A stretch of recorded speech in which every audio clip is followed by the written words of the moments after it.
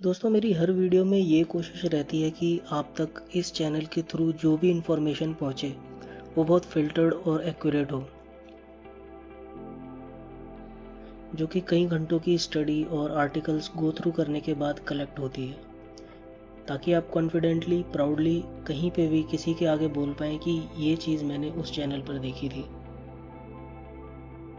दोस्तों, एप्पल की हिस्ट्री और मिस्टर स्टीव जॉब्स के बारे में हर कोई जानता है कि उन्होंने एप्पल कंपनी को खड़ा किया और आईफोन बनाया वगैरह वगैरह। लेकिन इस वीडियो के माध्यम से मेरा उद्देश्य उन पहलुओं को, उन एस्पेक्ट्स को भी सामने लाना है जो शायद आपको टेक्नोलॉजी के इतिहास में पता होने चाहिए। तो दोस्तों, ये बात तो दुनिया जानती है कि स्टीव जॉब्स सिलिकॉन वैली का एक ऐसा नाम है जिनके टेक्नोलॉजी में किए गए कंट्रीब्यूशंस को कभी भुलाया नहीं जाएगा।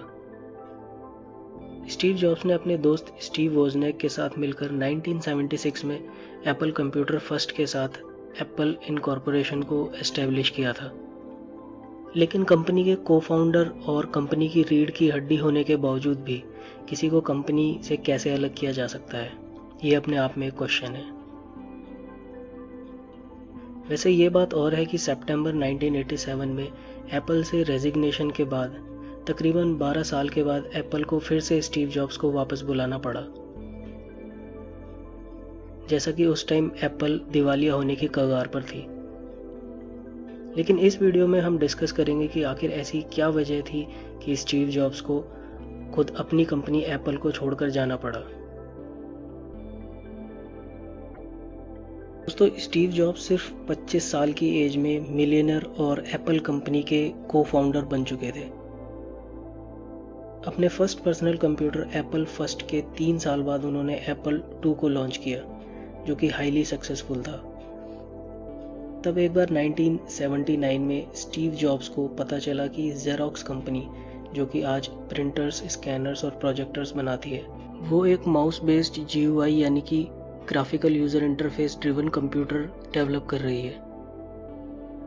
स्टीव जॉब्स ने एप्पल के कुछ स्टॉक्स के बदले जेरोक्स से डील साइन कर ली और उनके प्रोटोटाइप प्रोडक्ट के डेमोन्स्ट्रेशन के लिए जेरोक्स को राजी कर लिया। डेमोन्स्ट्रेशन के बाद स्टीव जॉब्स ने कंपनी के तकरीबन $50 मिलियन से ज़्यादा सिर्फ प्रोडक्ट डेवलपमेंट में ही लगा दिए, जिस प्रोडक्ट का नाम उन्होंने लीजा रखा। ये प्रोजेक्ट स्टीव जॉब्स की लाइफ का तब तक का सबसे बड़ा प्रोजेक्ट था, क्योंकि वो समझ चुके थे कि पर्सनल कंप्यूटिंग की दुनिया में आने वाला टाइम ग्राफिकल यूज़र इंटरफेस का ही होने वाला है। एप्पल का लीजा इनोवेशन के मामले में बहुत अच्छा था, लेकिन कॉमर्शियली फ्लॉप हो गया, जिसमें एप्पल को पूरे $50 मिलियन का लॉस हुआ, क्योंकि उसमें कुछ इंजीनियरिंग फॉल्ट्स थे और साथ ही साथ उसका महंगा होना भी फ्लॉप होने में से एक रीज़न था। हालांकि कंप्यूटर्स उस टाइम बहुत प्राइसली हुआ करते थे, लेकिन फिर भी उस टाइम के बाकी कंप्यूटर्स से कंपैरेटिवली $10,000 का प्राइस काफ़ी ज़्यादा था, जो कि आज के टाइम में 25 से 26,000 $US बनते हैं। इंडियन रुपीस में बोले तो 19-20 लाख रुपए बनते हैं। उसके बाद रिस्पेक्टिवली अगला मेजर फेलियर साबित हुआ मैकिन्टोश, जो कि IBM के पर्सनल कंप्यूटर के आगे टिक नहीं पाया और उसको भी स्टीव जॉब्स ही लीड कर रहे थे। तो अब आते हैं मेन सब्जेक्ट पर।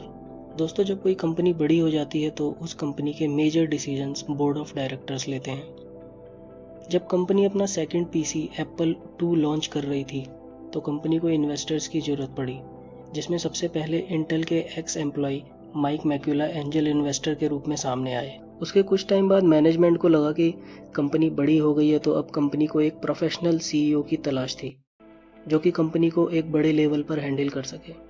तब खुद स्टीव जॉब्स पेप्सिको के वाइस प्रेसिडेंट जॉन स्कली को एप्पल में अपॉइंट कर लेते हैं।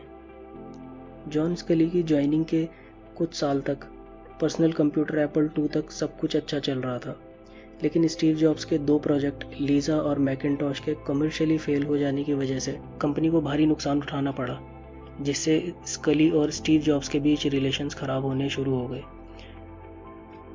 जॉन स्कली चाहते थे कि स्टीव जॉब्स को एग्जीक्यूटिव प्रोडक्ट मैनेजर के रोल से हटा दिया जाए और उसके बदले उन्हें न्यू प्रोडक्ट डेवलपमेंट की पोजीशन दे दी जाए। लेकिन स्टीव जॉब्स इसके लिए बिल्कुल भी तैयार नहीं थे, क्योंकि वो कंपनी में ऐसी पोजीशन नहीं चाहते थे कि उन्हें कंपनी में पावरलेस होकर काम करना पड़े। और आखिरकार बोर्ड ऑफ डायरेक्टर्स के वोट जॉन स्कली को चले गए और जॉब्स को फिर से न्यू प्रोडक्ट डेवलपमेंट का चार्ज लेने को बोला गया। लेकिन स्टीव जॉब्स रुके नहीं। उन्होंने 17 सितंबर 1985 को एप्पल से रिज़ाइन करने का फैसला कर लिया। लेकिन दोस्तों, स्टीव जॉब्स का सफ़र यहाँ पर ख़त्म नहीं हुआ। जैसा कि एप्पल से रिज़ाइन देने के बाद उन्होंने नेक्स्ट नाम की कंप्यूटर कंपनी की शुरुआत करी, जिसके बारे में हम बाद में डिस्कस करेंगे। तो दोस्तों, उम्मीद करता हूँ कि आपको वीडियो पसंद आया होगा। तो इसी तरह की टेक से रिलेटेड इंटरेस्टिंग वीडियोस के लिए चैनल सब्सक्राइब करें। Thanks for watching.